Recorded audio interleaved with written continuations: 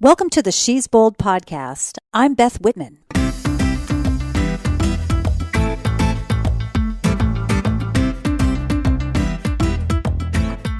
Greetings, everybody. Thanks for joining me for another episode of the She's Bold podcast. If you're new to the show, this is where I feature conversations with women who share their inspirational stories. The topics we cover include travel, adventure, sports, music, nutrition, spirituality, and more. I guess you could say these are all things that I find interesting, which makes it easy conversation for me. But I hope you too find these not only fascinating, but also of value. I know I always learn something and find some nugget of inspiration that gets me excited about whatever topic we're covering. And although these episodes include a wide variety of topics, the one thread these women have in common is that they are bold in what they do. They are forging new paths and following what they love. My point in bringing these conversations to you is to show you that we all have this ability. With every choice we make choices that get us closer to doing the things that we enjoy, that resonate with us, and that hopefully make us better humans in both mind and body. In other words, we can be better versions of ourselves simply through the choices we make.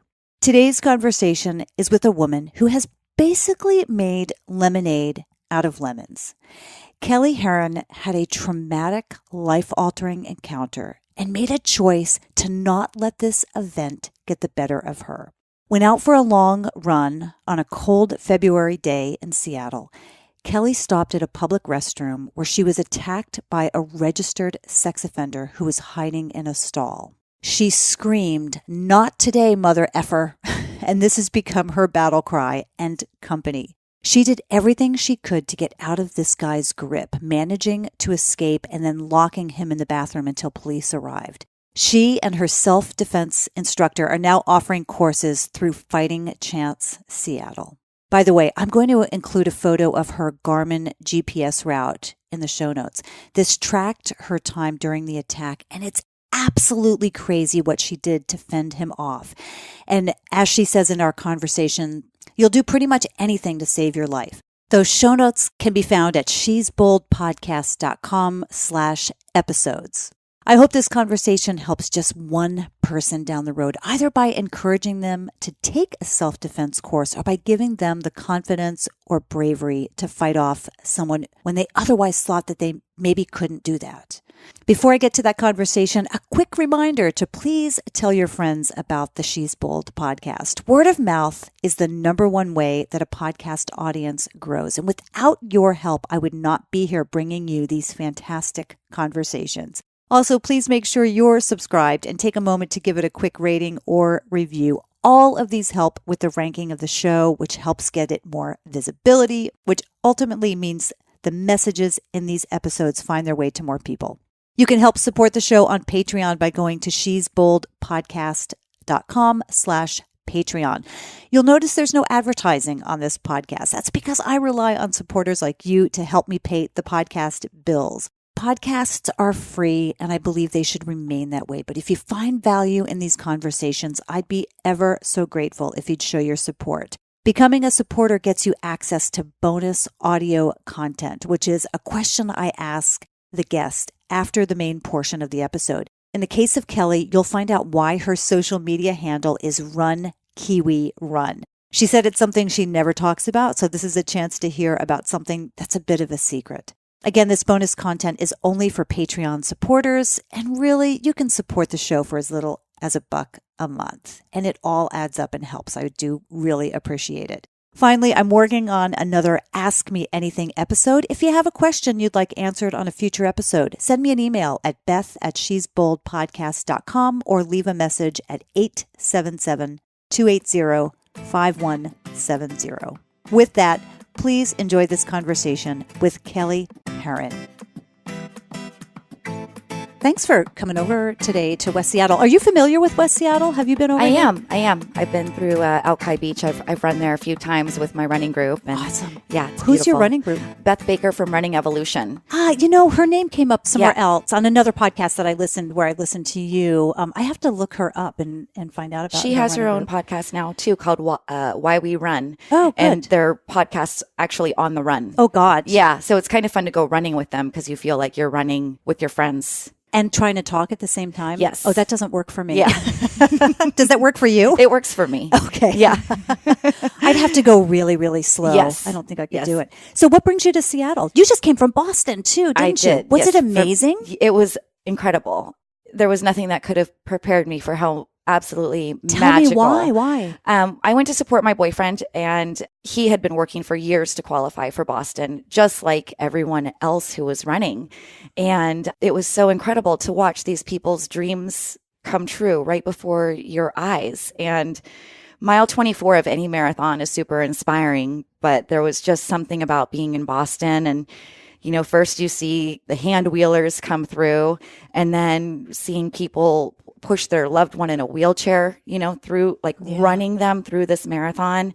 And then to see the elite women come through, and just seeing that the pain on some of their faces, because it can feel so alone. When I'm running a marathon, I look around and I think, why isn't anyone else in pain? But I just the other runners, right? Yeah.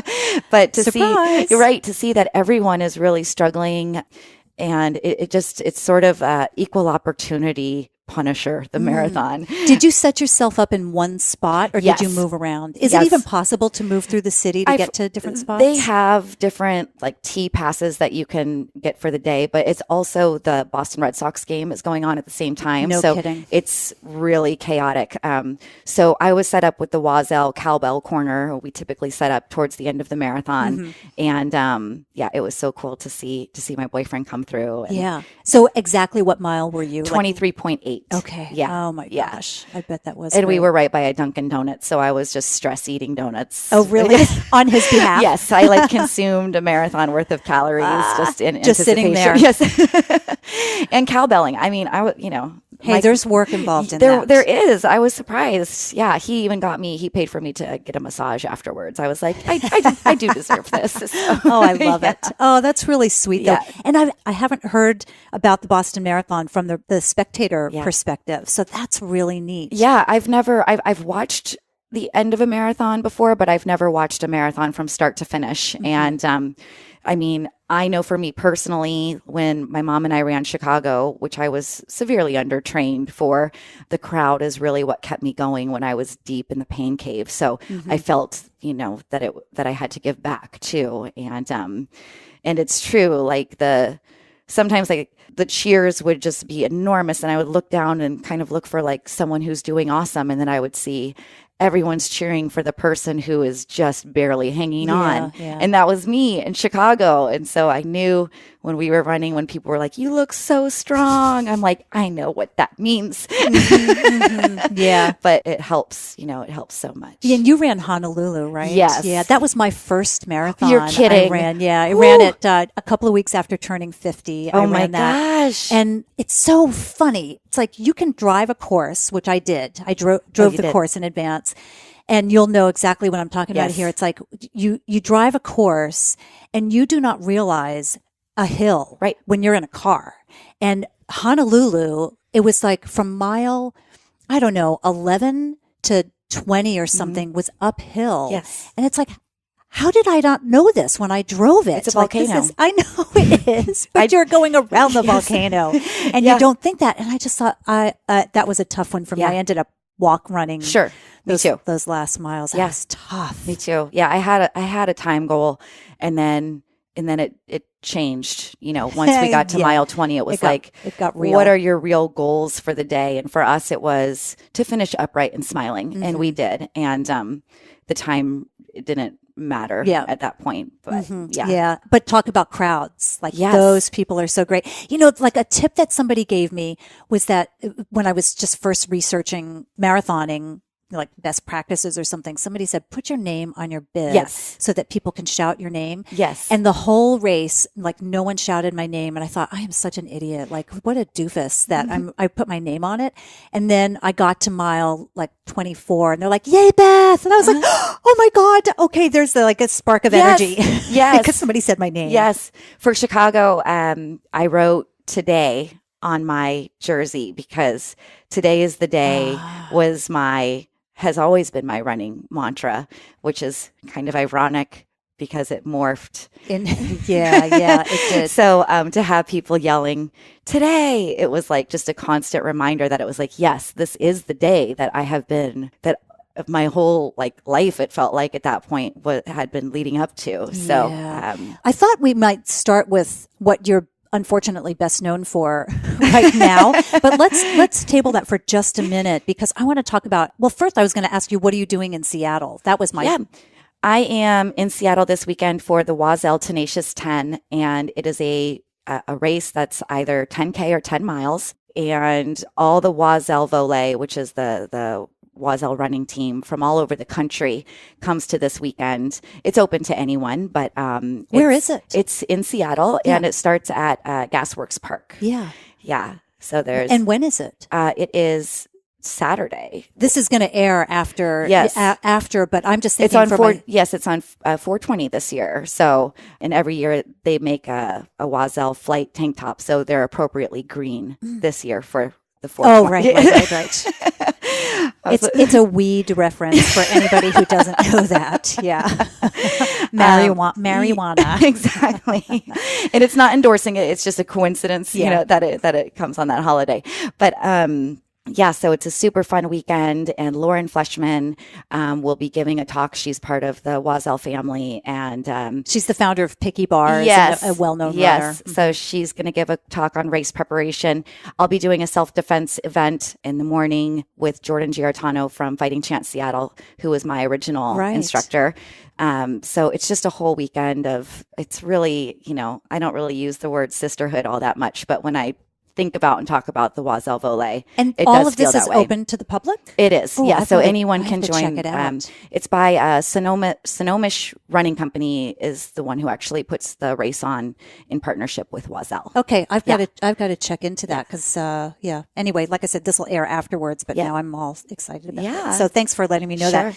So you're here in Seattle, but let's talk about how you got started running. Yeah. Because you weren't just like a runner, because a lot of people run because they did it when they were in high school or they were young kids, but that's not how it came to you, No, I hated running. I wasn't good at it. Like I played softball and I was a pitcher, but I just really disliked running. My mom was always a runner, and we would like ride our bikes next to her when she went on runs around the neighborhood and stuff. But I didn't start running till I was 35, and that was right around Thanksgiving of 2015. I signed up for a 10K, and I ran 5.82 miles, and I said, "That's good. That's good." You were 0.2. Yeah, it was. I walked the rest of it, but well, you finished. Yeah, I did finish. That's yes, okay. It was a turkey trot. You trotted. I trotted. That's okay. Yeah. So that was the first time I really ran, and then I took a few years prior. I had taken a Couch to 5K class from Beth Baker at Running Evolution, and I ran my 5K. It was like 2012, and then I was done. I was like, okay, I did it. But I still really didn't enjoy it. I thought I had to run a 10, like in my mind, I always thought I had to just run a 10-minute mile. And I think that's a trap that a lot of new runners fall into, is you have this time goal when really you should just be running conversationally and just keep moving. And it doesn't matter how long it takes. So I came back to running in 2015. I got sober in June 2015. And after about 90 days, I was pretty bored socially. I mean, I had my meetings of an anonymous nature that I could go to. But I was up earlier on the weekends. I had a ton of energy, and I just felt really unstructured and kind of lost. So I decided that I was going to run a marathon, having never run more than 5.82 miles. Go big or go home, right? So my mom sent me this book called The Non-Runner's Guide to Running a Marathon from like 1960 something. And it's basically a couch to marathon plan.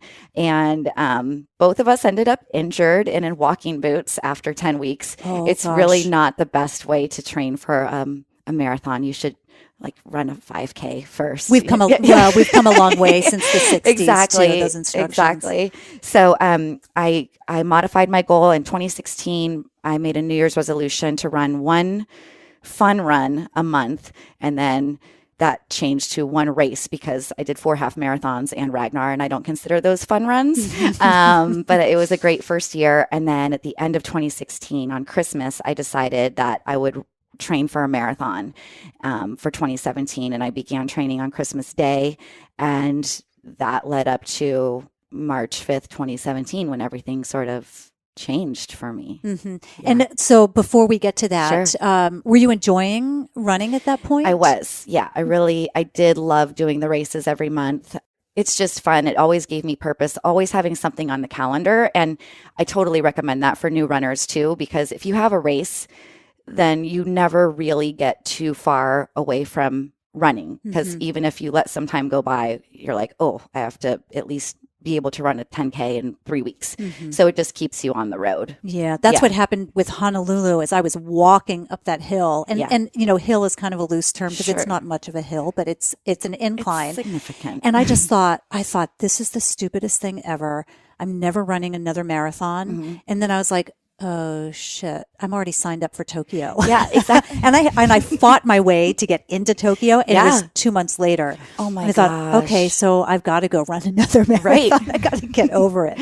Ready or not. So yeah, having something on the calendar and having that purpose is definitely critical, yes. I think, to keeping it going. If you don't mind, I want to dive in just a little bit in terms of getting sober, not drinking, and the boredom factor of it. Because I have one person in my life, a good friend, who said something similar to me about not drinking. And I'll say that I come from a family of alcoholism, and particularly my dad. Before somebody out there thinks her whole family's alcoholic, no, they're not. My dad was an alcoholic. He drank himself to death, as a matter of fact. So I know a little bit about it, and I always have kind of an interest in how people handle it. I killed off a lot of brain cells when I was younger, and I rarely now drink. It's just something that I've just come around to. But there's that weird thing of like, I think of this phrase often, time to kill. And sometimes at the end of the day, if I'm bored, I kind of think, well, I've got time to kill. There's nothing stopping me from having a glass of champagne, except that who wants to kill time? Right. You know, like make use of it, right. You know, make good use of it. But I know that it's difficult for people.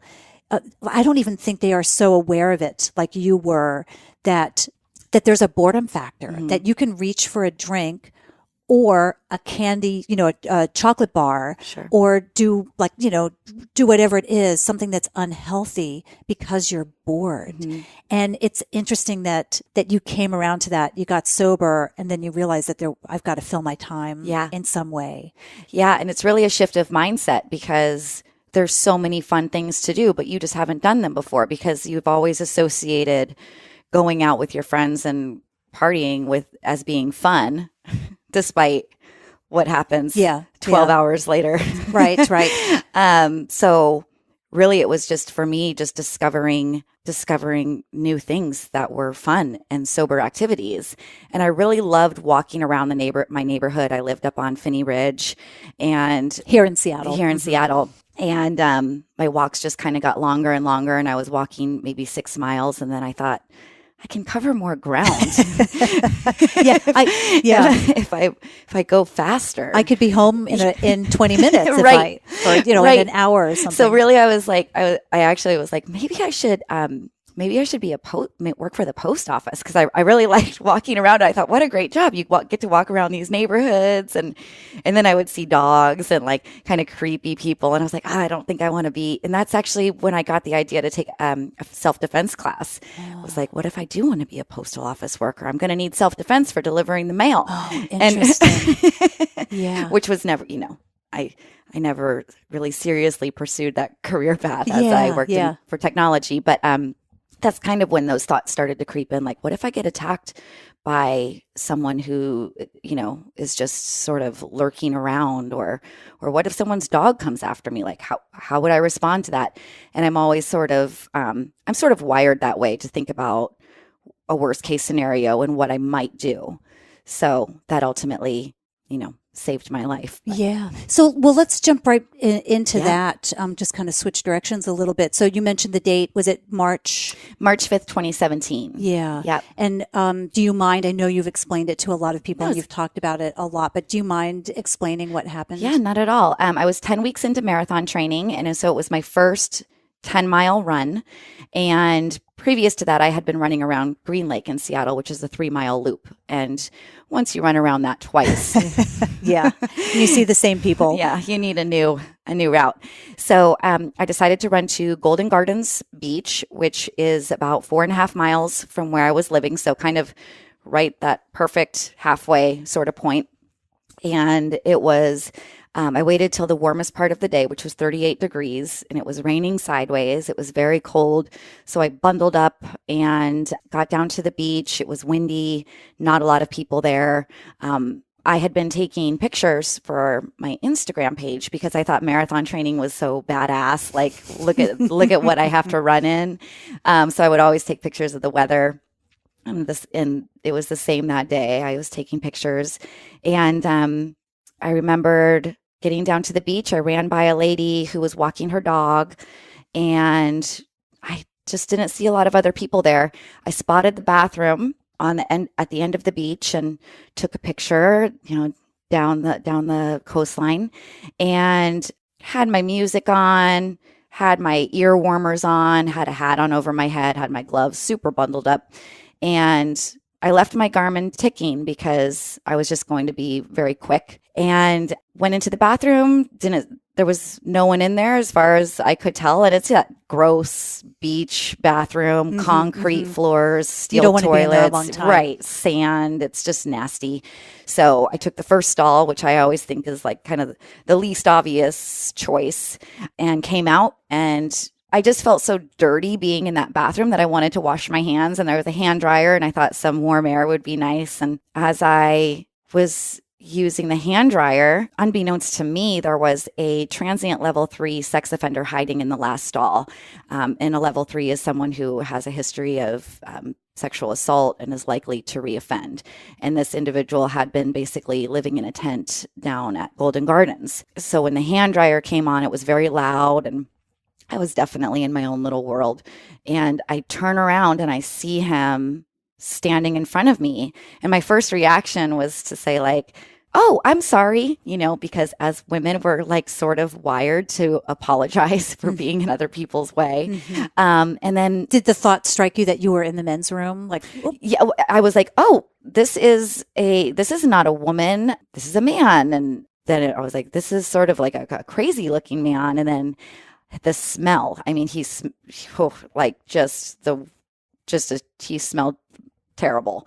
And then I was like, oh, this is like probably someone who's living down at the beach. And then he had his like a hoodie on, and his face was kind of covered. And so I knew I was in danger, and I was backed into a corner. So he lunged at me kind of like a bear. And my first instinct was to try to kind of spin move off of him, but I was just trapped in that corner, and he threw me to the ground, fell down on my knees, and that's when I yelled,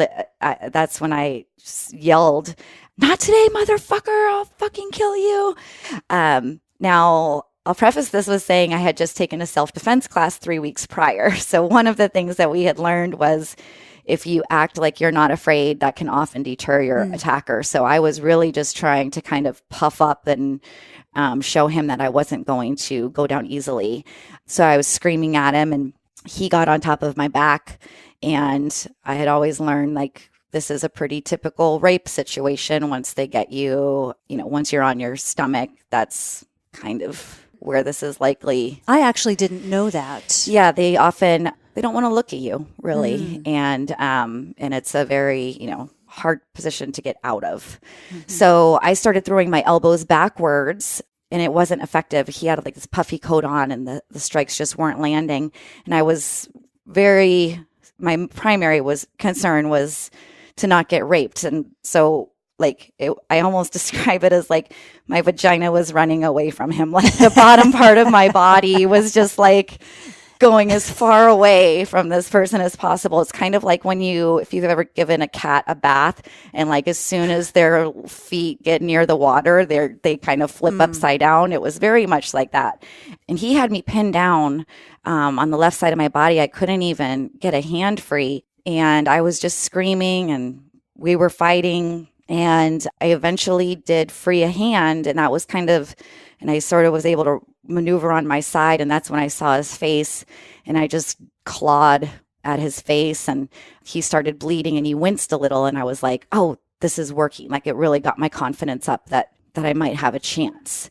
And all these thoughts from the self-defense class were running through my head. And the one that really helped me was I remembered hard bones to soft places and just hit with an open hand. So once I had that free hand, I just kind of took my wrist, forearm area. What does that mean? Hard bone to anything soft? hard on your body, you just hit something soft on their body. So their nose, their ears, their face, their neck. It's very hard to get to someone's groin. So many people are like, you should have kicked him in the balls. Well, that's great if you have space, but we're in a bathroom stall. So the soft part of their body. Yeah. So soft places are like their nose, their ears, anything that's vulnerable. If you've ever been punched in the ear, even accidentally hit yourself in the nose, it really hurts. Yeah. So just vulnerable places. I see. Yeah. So basically it's a way of saying you don't have to throw the perfect punch, just land your bones on places that will hurt them. Okay. Yep.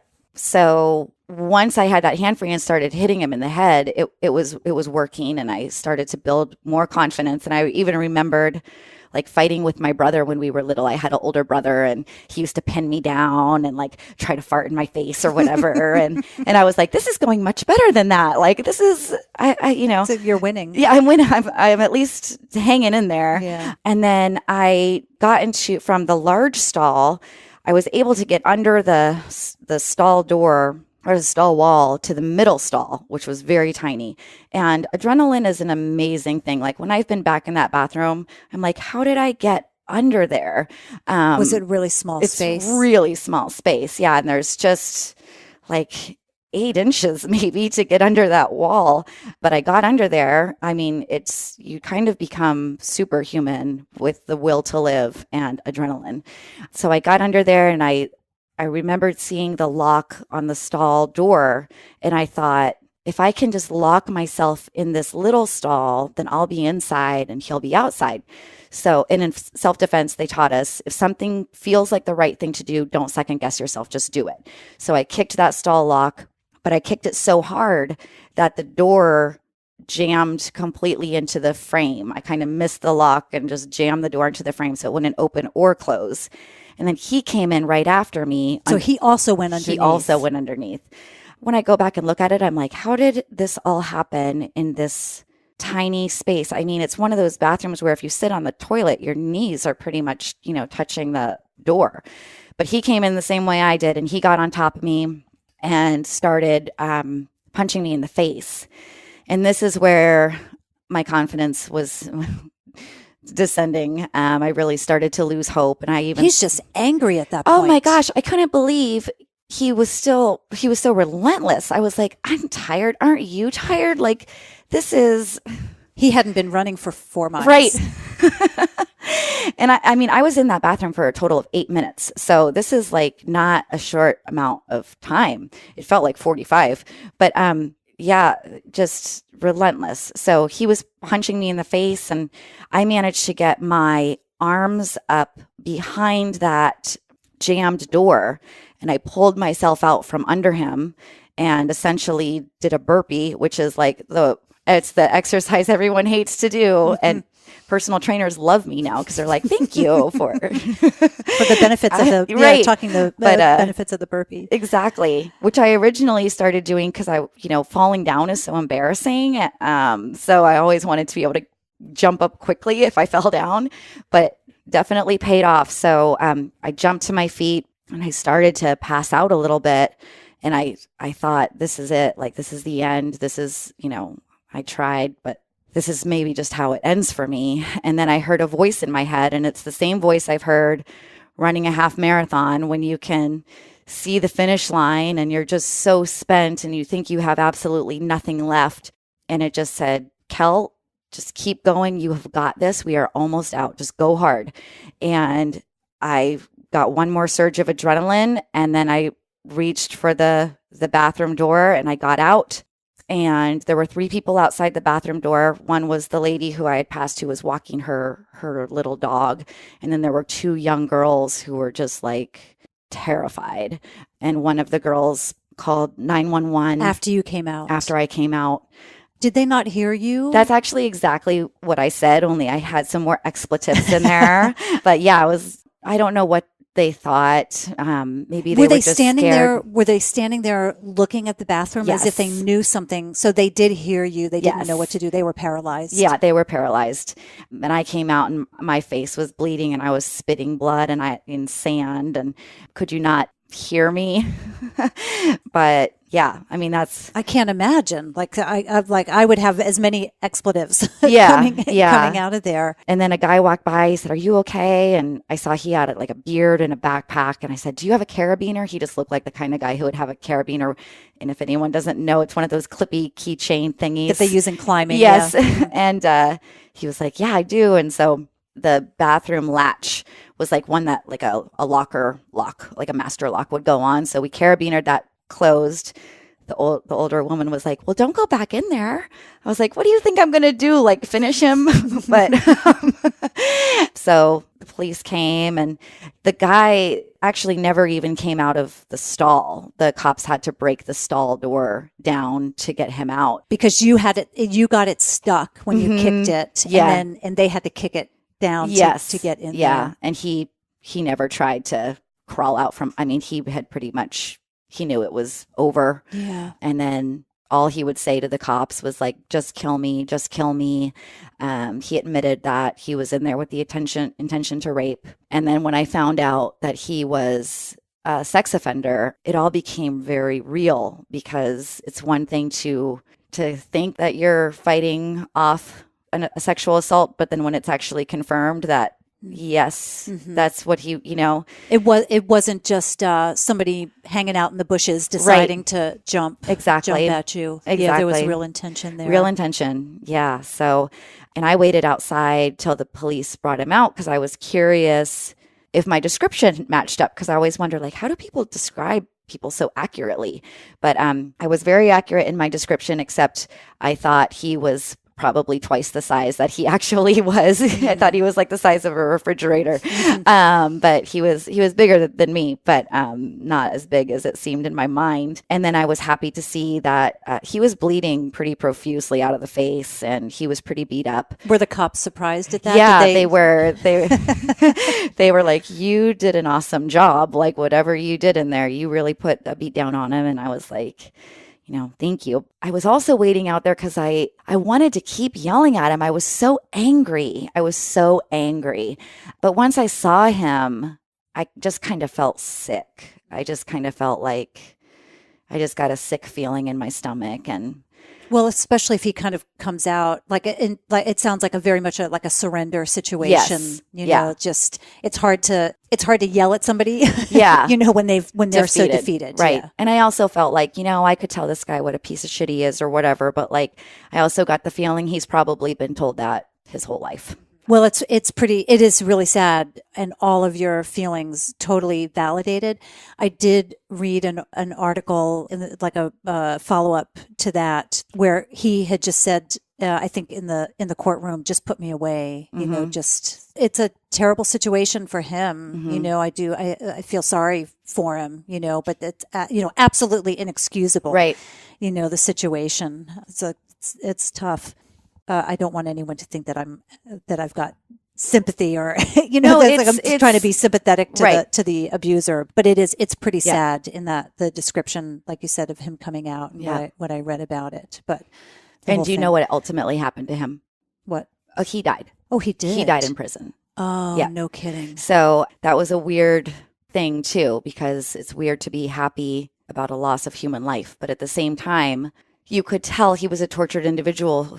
He was not rehabilitatable. Yeah. And it's like, I feel like women are safer. I feel that he won't have another victim. Right. Do you know how he died? I don't, but I think maybe he just messed with the wrong person. Yeah. Could very well be. Yeah. Karma, maybe. Yeah. I'm sure there's a lot of conflicting feelings there. Yeah. Almost, I can only imagine wishing someone dead. Right. And then it happens. Right. That's got to be tough. And I never, I would never wish someone dead, but I really did hate him. And when we went to court, I had the opportunity to give my victim impact statement to the judge. And I actually got to, I looked my attacker in the eye, and it was throughout that year. It took a whole year for us to go to court. So that was the longest year of my life. But it was really hard for me to accept when people would say, you're a badass, and, kind of give me these accolades, because I never felt like a badass. I just felt like I was trying not to be raped. But that day in the courtroom, I totally felt like a badass. I totally felt like the girl who was in the bathroom that day, kicking ass. Like, I've never felt stronger in my life. It was the most freeing, healing thing that I ever did. And after I gave my statement and he was sentenced, the judge said, and this is like as the guy is being let out of the courtroom, the judge said, Ms. Herron, your acts that day were heroic and commendable. Did you ever end up running that marathon? And I said, yes, I did, Your Honor. And it was Which marathon was it? The Chicago Marathon. So that was the one I was initially training for. And I said, yes, I did, Your Honor. And just this huge weight was lifted from me. And he was being let out in handcuffs. And it was just like leaving the courtroom that day, I felt happy for the first time in a year. I couldn't even identify the feeling. I was like, something feels different. Boy, you just had closure on it. Yeah, total right? closure. And then when he, I thought it was total closure, but he had an indeterminate sentence, which meant 3 years. And then I would go back every 3 years to go before the board and ask them to extend his sentence. So this was going to be, it almost felt like a sentence for me. Yeah. I don't half-ass anything. So I would go back and do the same, full impact statement every 3 years. So when he died. How far into his sentence? Not very. He died in July, and he went to prison in end of March. Okay. So months, within months. Yep. So yeah, then it was like, oh, I'm free. Mm-hmm. And the world is a little bit safer. Mm-hmm. True. Have you talked to other women who have been attacked or raped who don't talk about it publicly? Absolutely. Every single time I do a self-defense class or a talk, and I've had just hundreds of messages on Instagram, and I always encourage them to just find one person they can trust and talk about. And they also find a lot of strength in my story. And I want to be very clear that being a survivor or a victim, it's not about winning or losing. There is no winning. I was not raped that day, but I certainly didn't walk away unscathed. You were traumatized. Yes. Yeah. And it took a lot of therapy, and I'm still not better. I'll still never be the same. You're better. I'm better. You're not 100%. Not 100%. Right. Mm-hmm. It's just different. And I think the key is what are you going to do with your life now?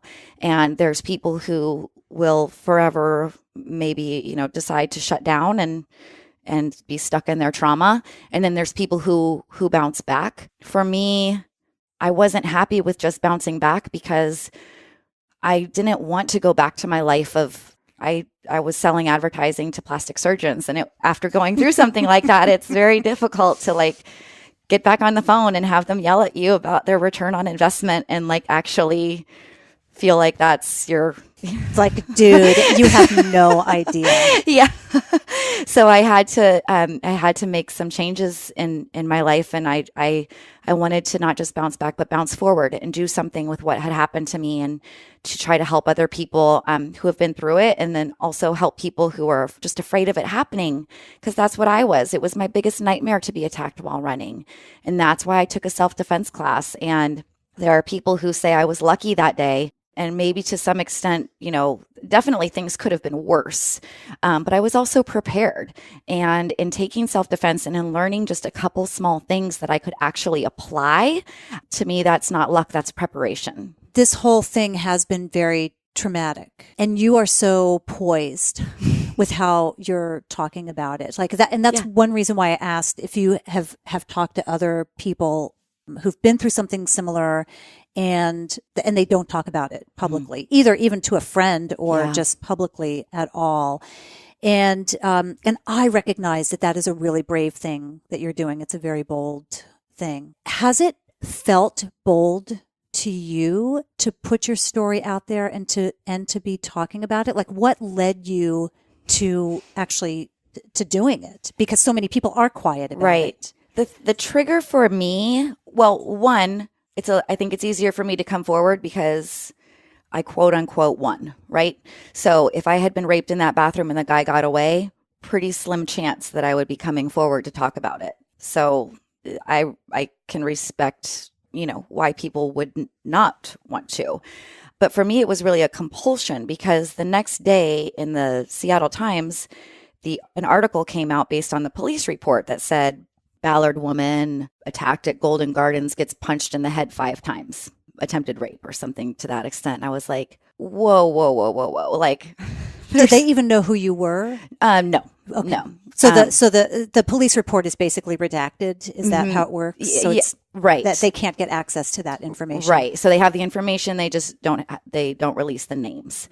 So I thought it was so important for people to know that I had just taken a self-defense class 3 weeks earlier, and that it ultimately saved me. And I wanted to encourage people to do the same thing. I wasn't it wasn't about me. It was about like, this was my biggest fear. And if this is something you fear, like, we should still be able to do the things we love, but to just be prepared for a worst case situation. So that was really my driving force in coming forward. Another thing that helps me to talk about it, and this is something a lot of people don't know, especially who have been through something similar, is the therapy I got. There's a newer therapy called EMDR, eye movement desensitization. I always forget what the R stands for. Response, I'm not sure. But recovery. Yeah, but essentially it's based on eye movement.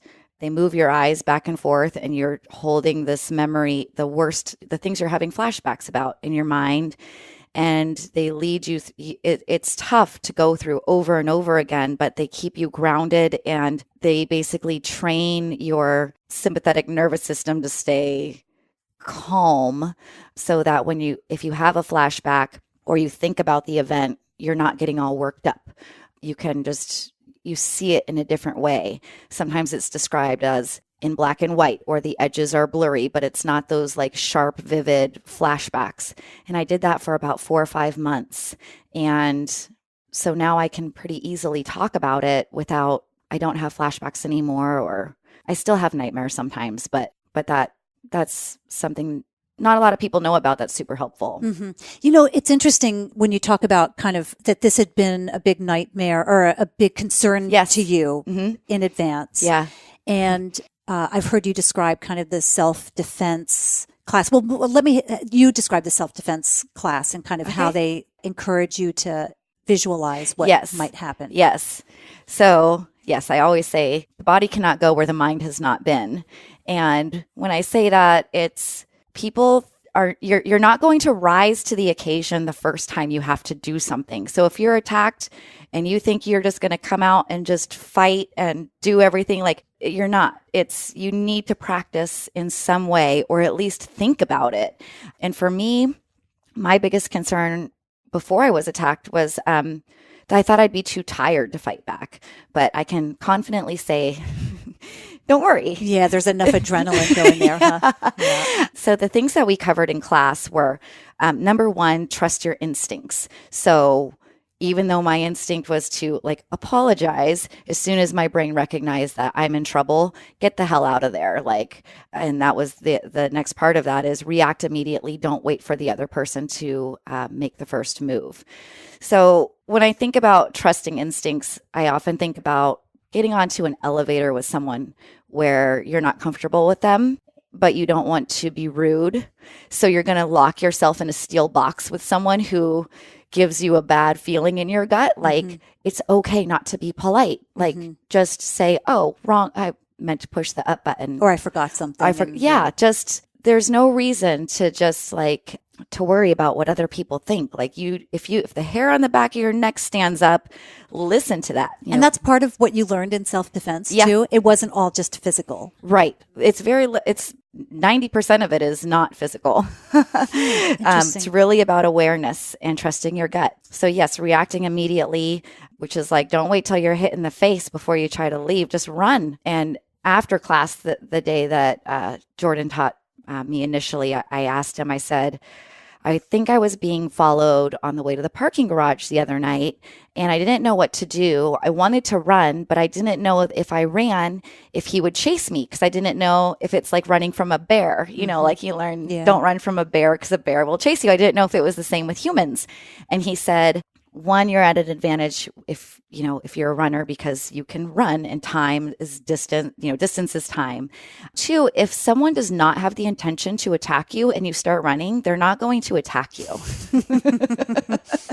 And if they do have the intention to attack you and you start running, either they'll chase you or they'll think, well, I can't be bothered. This is going to be more difficult than I want it to be,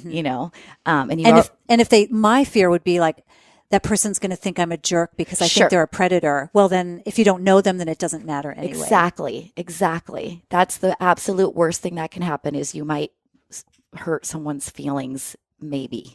And they don't know why you're running either. Maybe you're late. The description that I've heard of you attacking him and you brought it up, you said you like scratched his face.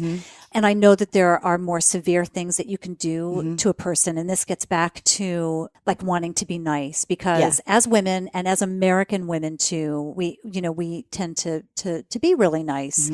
For the most part. Depends on the situation. Right. But in that kind of situation when we don't know someone. And the thing that I think of is if they want you to break somebody's kneecap or they want you to thumb their eyes out or they want you to, you're kick them in the balls, that I could probably do. But there are other things that are described that just make me like, I just thinking about them, like, I could never do that to someone. Yeah. Like, that's terrible. Yeah. I don't want to ruin somebody's life forever or make them go blind. You will have no problem actually doing it. I always thought the same thing. Even thinking about thumbing someone's eyeball, that's disgusting. But when you're in the moment and you're clawing at their face and they're bleeding, you're like, yeah, great. You could totally get it. You're fighting for your life. Yeah. And that's actually the third tip that we learned was be loud and fight hard.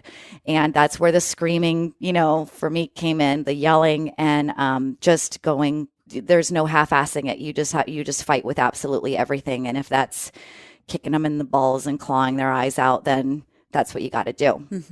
I had a dream. It's really interesting this how you're describing this. I had a dream, and I'm not a vivid dreamer, or I don't remember my dreams really well. But I had this dream probably 5 years ago, and it was early in my running, and I dreamt that somebody came out of a bush, and I fought him off, and I just thought that's a sign. Because I believe that. And I just thought, okay, that's a sign that I have to go through my head. And I've never taken a self-defense course, but it was just something I kind of knew innately that if something happens, it's telling me to fight. Like this that there is something in me that's saying, okay, I need to be aware of this, and this is how I'm going to respond if something happens.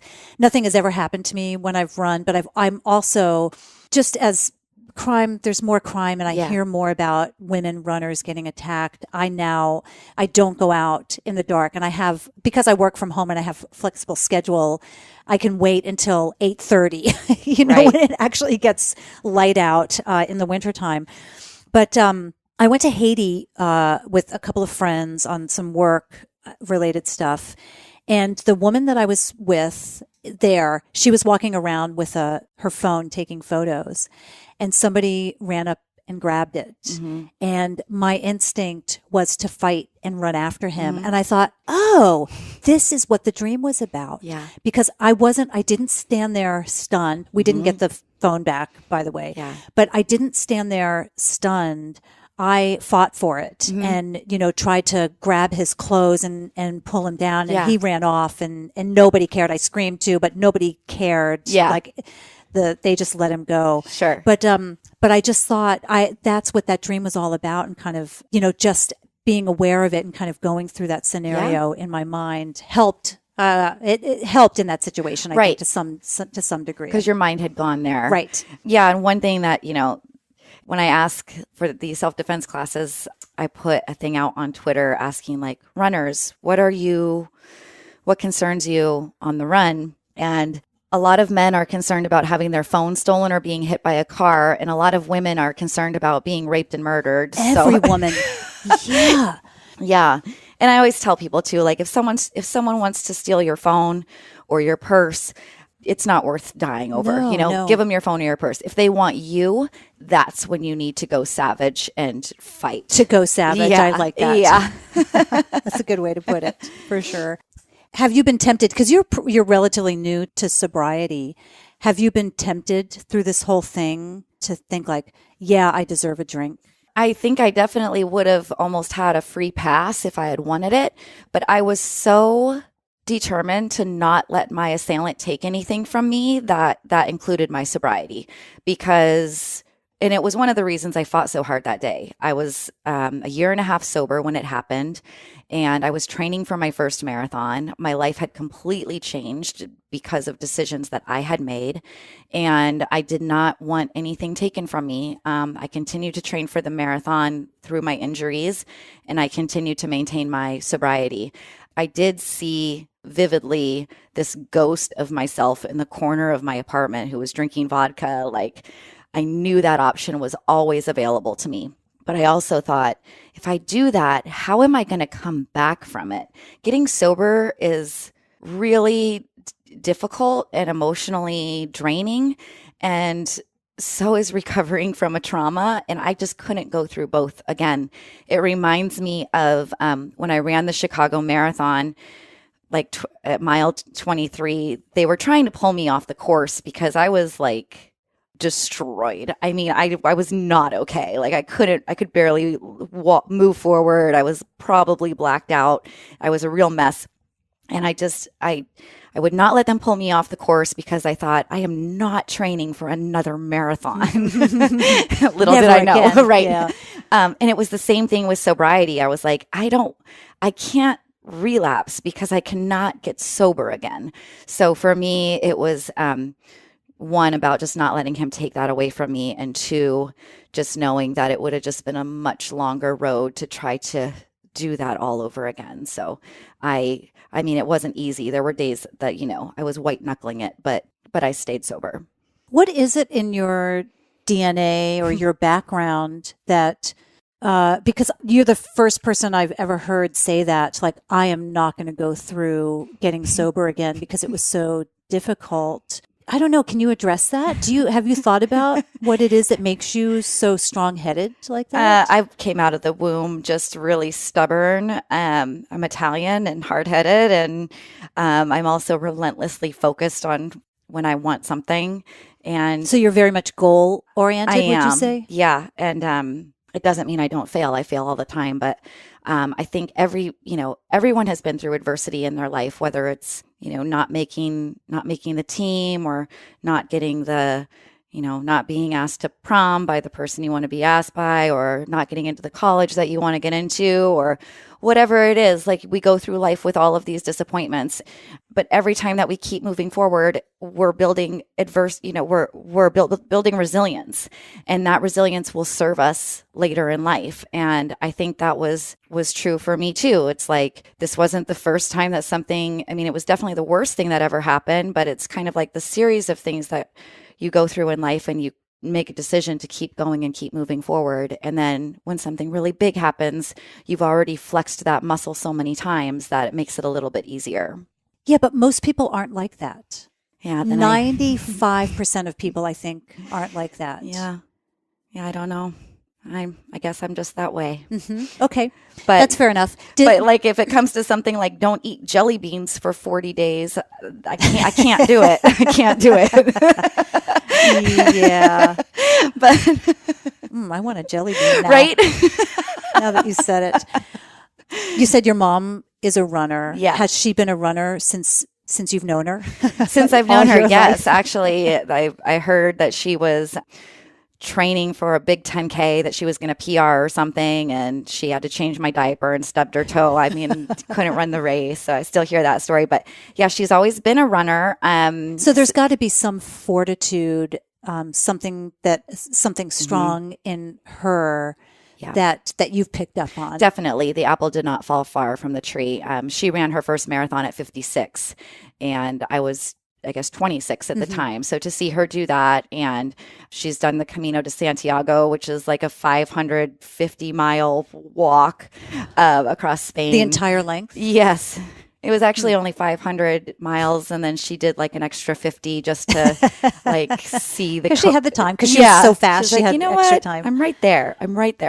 But so she's very, very tough. She's tough as nails, and I definitely got that from her. And is your dad around? He's no longer alive. He died in 1999, so that was my freshman year of college. And he was a radiologist in Florida. And when he retired, we moved to Idaho because he loved to hunt and fish. And that's how we got to the Pacific Northwest. But one of the things that he instilled in me was, don't take any shit from anybody and always stand up for yourself. And that has definitely stuck with me. I've always been really quick to, even when I was in my drinking days and at the bar, if someone touched me inappropriately, I was very quick to turn around and put my finger in their face and say, don't effing touch me.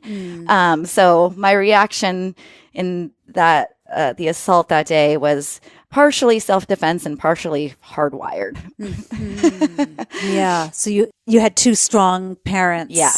Kind of guiding you in Definitely. terms of that. Yep. Yeah, that's interesting about your dad. Yeah. Kind of instilling that. And you have one brother. Do you have other siblings? I have one brother. I have two half sisters, but both my parents were military, and my brother is military as well. So I think we also kind of have that mentality of, when there's a crisis, a lot of people run away from it, and we're sort of the people who run into it. Well, I think that right there is a big thing, because I don't have military in my background, but I notice that if I hear a car accident outside, I pick up my phone, I go running outside, and I'll call 911. Like, that is my instinct. Yeah. And there are other people who, maybe like these people who are outside of their bathroom, who are stunned and they don't know what to do. And I think the same thing. I'm like, why is everyone standing around? Do something, you know? So I am hardwired that way as well. But it makes sense from a military point of view that whether that was brought into the household or not, there's still that discipline and that focus that's there. Yeah. Makes total sense. Did the military never appeal to you? I don't like doing what I'm told to do, and I don't so you're a rebel. Yeah, and I hate doing push-ups a lot. Yeah, and but you can do burpees.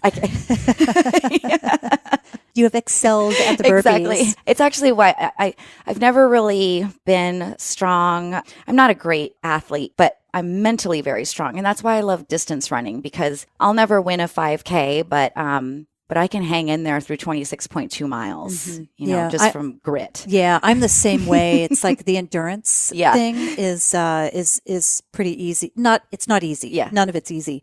But the endurance thing is really like I'm slow and steady. Yeah. And I'll outlast anybody. Yeah. That's kind of my things that I can outlast people for sure. And I think part of that is being able to endure pain. Yeah. And I mean, I don't even look at it as being painful, but I think, from my background, when you grow up with an alcoholic and, verbally abusive alcoholic in the household, then you learn to endure things. Exactly. And that's why I think that I can go out and I can run, because I just think it could be a lot worse. Right. I could just go and run for miles and miles. Yeah. I think as women, we do have a higher pain tolerance, pain threshold. Right. Giving birth. Yes, right. Exactly. And it's so funny because as I've tried to describe to women about adrenaline, and because they'll say like, I don't think I could have done what you did that day. And I said, and if, have you ever given birth? And like, yes. Okay, then you know what adrenaline can do. We all have that. But I think even another thing as women is as we get older, we can endure more. Like we're just mentally tough. And we've already been through so much in life that what's 26.2 miles, So you think as you get older, you can endure more? Definitely. Huh. Definitely. I would almost think, because they say people get set in their ways, whether that's a myth or not, I don't know. But it seems like people get less tolerant of things. They want things cushier. It just seems like that to me. I don't think that that's me. Yeah. So I'm not saying that that's me, but just my observation of other people. Right. Like wanting to be more comfortable. Yeah. In your home, in your travels, in whatever it is. Yeah. Yeah. And I mean, and I am here and you are here to tell people no. Yeah. Like, don't do that. You've built up so much toughness. Like, use it. Yeah. Yeah. It's actually, exactly. Yeah. And it's important to stretch yourself, like through events like that, you become stronger. Right. Just like, going to the gym, tearing your muscle, basically when you're working out, it then strengthens it. Yep. So it's the same thing. Yeah. Same kind of philosophy. Treat yourself to better shoes. Go get a massage. I know. Mm-hmm. Exactly. Yeah. Yeah. And that's how I started running too. It's like I started running and I hated it. Yeah. And I just thought, this is so boring. I want to go home. I've got things to do. And then when I put my mind to it, I went out and I treated myself to good running shoes and good clothes and a little iPod shuffle that I put all my good stuff on. Right. So it makes a difference. Exactly. Kind of treating yourself to that. Yeah. So, do you have some tips for people? I know you mentioned some, but do you have just kind of some top tips to recommend? So one, I mean, as I said, self-defense is 90% awareness. So that day I did have my earbuds in with my ear warmers over them, and now I run open-eared, so either with no music or I use the Aftershocks bone conduction. Those are cool. Headphones. I have those myself. They really are the best. I describe it as having 4 ears because you can hear your music with 2 ears and you can hear around you. So you should always be able to hear like the leaves crunching under your feet when you're running. Another one, which is very counterintuitive, but it's probably my favorite, is if you see a creepy person, actually look them in the eye, which feels like the last thing you want to do, and don't hold their glance to engage, but sort of like let them know I see you. And that does a couple things. Mainly, it can deter them because now you can identify them, and then you can identify them if something does happen either to you or to someone else, the police would have nothing else to go on except for your description. So that's one that takes a lot of practice, but I practice it every day, just kind of looking people in the eye enough to say, I see you, but I do not want to engage with you, but I know what you look like. Yeah. And then just kind of keeping your head on a swivel, whether you're running, I know we like to get into our zen and get into our own world, but just doing kind of a quick glance around you. And one thing I also practice is, can I describe where I am right now? I even do that just running around the lake. Like if something happened right now, how would I tell police where I am? So that's a good one that you can just kind of practice every day too. You know what's interesting? It's like, and I say very similar things about travel, like the security and the safety of traveling solo, because that's what a lot of people know me for. And those things sound exhausting at first because it's like, really? I just want to go for a run or I just want to go on vacation. But they become innate. Yeah. And so once you start practicing them and you start becoming aware, then it's just a really natural thing for sure. So before anybody thinks like, I just want to go have fun, it's like, you just go do your thing. And then it just all becomes supernatural and it's not so draining. Totally. And people ask me a lot, like, what self-defense weapons do you carry with you? Or they'll say, like, they'll hear my story and say, this is why I run with a knife, or this is why I run with pepper spray. And it's like, whatever you're comfortable with, I can support. However, first you need a foundation of self-defense. Your body is your number one weapon. If you've ever seen a zombie apocalypse movie, it's the people before your machete or anything else, it's your body. So knowing how to defend yourself with just your body and your voice is key. And beyond that, if you do want to run with a weapon of any kind, just being really skilled at it, being able to access it with either hand, having someone run up behind you, practice and see, can you actually get to this? For me, I wear a ring called Go Guarded, which has a little blade underneath it, and it's safe. It's like a ring. It's a ring. It looks like a ring, but it's got a point to it. Yep. And then it has like a little protective sheath over it. So if you did have to gouge someone's eye out, you would have a great chance of doing so. And it's really hard it can't really be taken from you if have it sized properly, and it's adjustable. But beyond that, I don't want anything that can be taken from me, like a knife. And then used against you. Exactly. Right. And even if I had pepper spray or something with me that day, one, I probably couldn't be able to access it because I was washing my hands. But two, I would have just gassed the entire space. We'd both be out. So speaking of that, the entire space, I just want to I want to mention something to listeners, which I find incredibly interesting, sad, and fascinating, is the GPS. Oh, yeah. And for one, the fact that you happen to leave your Garmin on, which is bizarre because every time I stop at a stoplight, I turn my watch off. Yeah. And so my GPS isn't going. And you had forgotten to turn your Garmin off when you went in, or you forgot, you made a choice. I made a choice. It was going to be, okay. So you had your Garmin on when you went in the bathroom, and then it tracked you going all over that bathroom with this guy. And that is so, I mean, the amount of coverage that you had in that bathroom is so bizarre. Yeah. But it's so important. And I know it's part of your logo now too. It's just, it's really moving to look at that and just think, holy shit, look what she just went through. Like, whoa, it's crazy. There's some self-defense instructors who leave that graphic up when they teach their classes to make the point that it's not just yelling and like, it's not just a scratch at the eyeball, but it's like, you're going to fight. Like, it's about fighting with everything in you. And the will to live is so strong. And I had heard that before, but I never really knew until I was fighting for my own life. But, it's just about, I think, being mentally strong. That's one thing I've gotten from running that I really, really think helped me that day was, when you're out there running, and especially if you run by yourself and it's hard and you're tired, it's like you have to constantly pep talk yourself. Like, come on, you got this, you got this. And that was definitely on my side that day. Like, not giving in to the voice that says like, okay, I can't do this anymore. Right. Yeah. And the fact that you knew how many minutes it was that you were in there, again, because you might have said, I was in there for 45 minutes. Right. Had you not had the Garmin going. Yeah. I got all in the data. I was curious what my heart rate was doing. And I could actually see the surge, that I can look at my heart rate and I know what's happening at each moment because I remembered the feeling. Yeah. Yeah. How crazy. Yeah. Oh my gosh. What's next for you? You're here doing the Wazelle thing. So I have, I'm no longer selling advertising to plastic surgeons.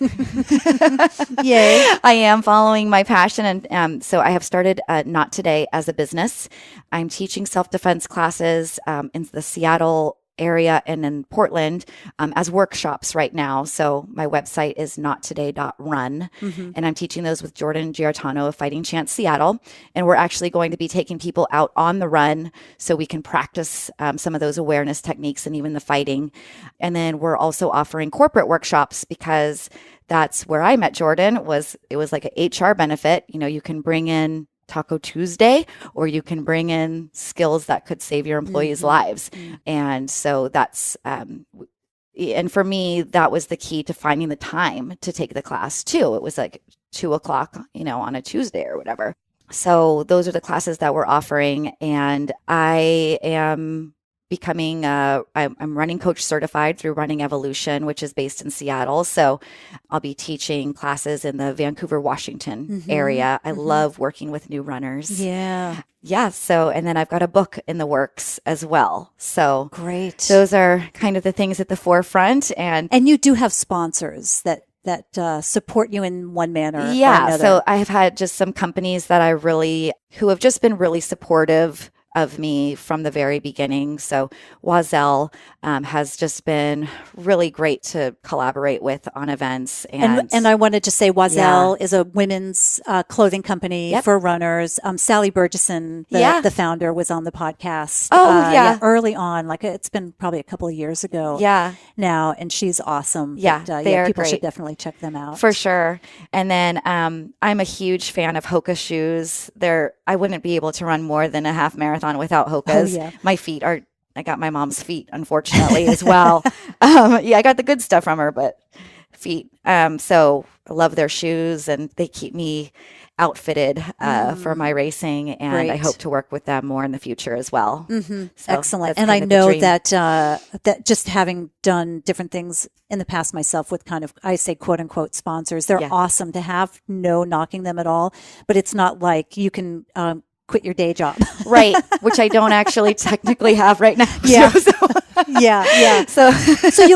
the thing. That's the beauty of it is that you're able to cobble, and I say cobble, but I mean it in a very good way, because I do the same thing. I cobble together a bunch of different things. I run tours. I have books. I've got the podcast, and you just do all these things that drive your passion. Exactly. And it's scary, but I just kind of remind myself, like, if I'm doing one thing every day, that's, moving me forward, that your dreams don't happen overnight, even though sometimes it seems like, when is it going to happen? It's like, I have to make it happen. And I have to make it happen by doing something towards it every day. So that's where I am now. But well, by all accounts, just from outside perspective, if you Google Kelly Herron, it looks like you are like involved in so many things, so it's the perception is there, that you're quite busy and active, and doing a lot of really cool things. And I know sometimes it just takes a little time for the finances, or, for things to kind of settle in, to all make sense. But by all accounts, you're doing all super awesome things, and you're doing great in the world. You know what I mean? Like, you're just, the fact that you're telling your story, and you're just so free and open about explaining what happened. That's really inspirational. You're changing a lot of lives. I think it shows, the fact that it's been 2 years and that this story is still relevant is important, because it's like we're still experiencing tragedies of, runners who are being assaulted, just trying to do what they want to do. And well, you know what? Of course, this is relevant, but 4 years ago, it may not have gotten the same attention. But the whole Me Too movement, I think, is just, like you said, not today, motherfucker. Like we've put our foot down. We're sick of it. Yes. Yeah, we are sick of it. We're like, you know what? We're done. We're done. Yeah. There's a really cool group in Chicago called Despite the Dark, and they're starting this movement of like, it's like, the parks are open at night, but not to women, basically. And so they're starting this movement of like, let's all get together at night and go run. So there's a lot of amazing things happening all over the country. And I've heard a lot of great anecdotes from women who have heard my story and who have been in a scary situation and who have taken the initiative to either say no or cross the street or get out of that, really follow their instincts. So I think it's catching on. I think it's making a difference. It is. It's making a huge difference. So thanks. I like to end these conversations by asking the guest, what does it mean to you to be bold? to be unapologetic and to do what's best for you and to not worry about being polite about it. Just follow your gut and don't apologize for it.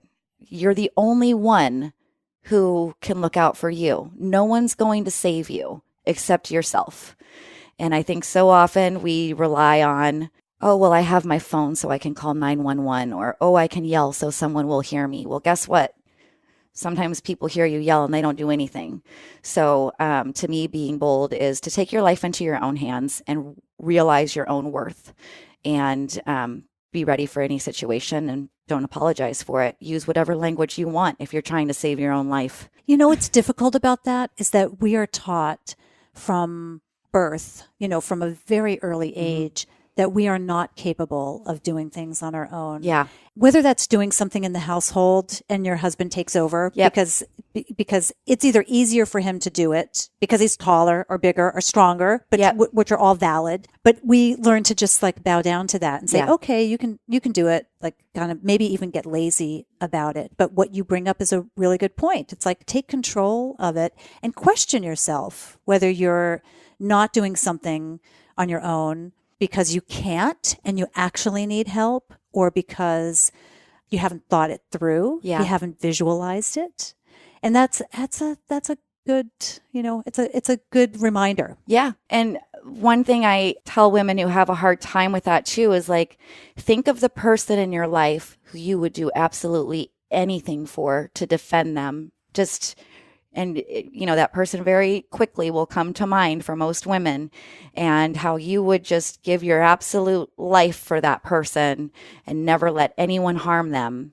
And then try to take that energy and reflect it back at yourself and realize, oh, I am worth that same effort and I am just as valuable. My own life is just as valuable. So we have it in us to do for someone else. So we certainly have it in us to do it for ourselves. Mm-hmm. That's a great way to wrap up here. Where can people find you? Website, social, anything along those lines? The website is nottoday.run. And then I'm on Instagram and Twitter as run_kiwi_run. Great. And I'll link to those in the show notes too, so people can find you. Thanks again so much for coming here. I'm so glad we finally got to connect. Me too. It's been a while. It has been. I know we've been trying to do this for a long time. We're both very busy. I know. Well, thanks again. And good luck with all the running. Do you have a marathon coming up? I do. Let's see.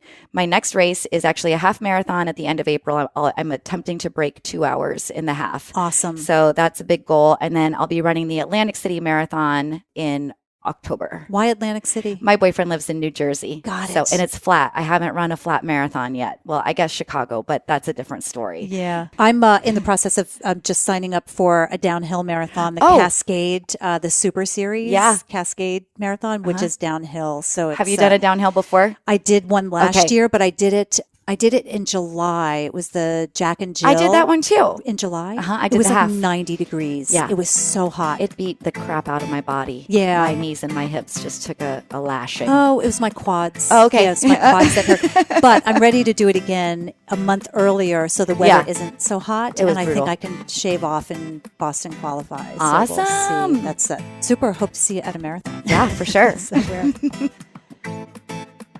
I give Kelly so much credit for turning this situation around into something that is helping so many others. When you go to the show notes and look at that GPS routing, I know you're going to be as surprised as I was. You can find Kelly on Instagram at RunKiwiRun and at nottoday.run. For these links and for links to all the things we chatted about in this episode, go to shesboldpodcast.com/episodes, and there you will find the show notes for this and all of my other conversations. You can also find those links and show notes in whatever podcast app it is you're using to listen to this. Don't forget to check out my Patreon page. Supporters will get to find out why she uses Run Kiwi Run as her social media handle. You can find out more by going to shesboldpodcast.com/Patreon. You can also sign up for the She's Bold podcast newsletter from the site's homepage to be alerted each time an episode is released and for special announcements such as live events like last week's episode, the event with Chris Mackay.